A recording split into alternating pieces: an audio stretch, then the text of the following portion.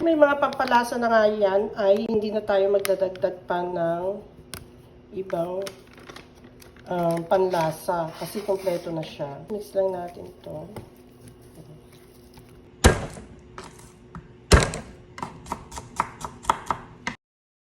Ating breading mix dyan. Kaya gusto ni Arthur ng maraming garlic da. Malapot, okay na yan. Bahala kayo kung anong gusto nyong lapot ha. Isda dyan.